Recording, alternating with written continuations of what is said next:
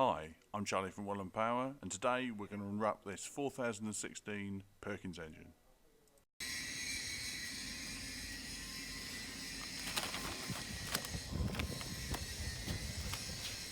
This 4016 61 TRG engine is a turbocharged 16-cylinder air-to-water charge-cooled diesel engine that produces in its most powerful form nearly 3,000 horsepower.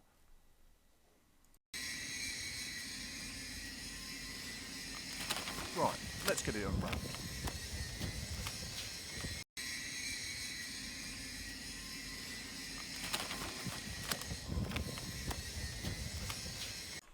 This 4-stroke direct injection engine's huge 16 cylinders are arranged in a 60-degree V form. With a 160mm bore and a 190mm stroke, the total engine displacement is 61.123 litres.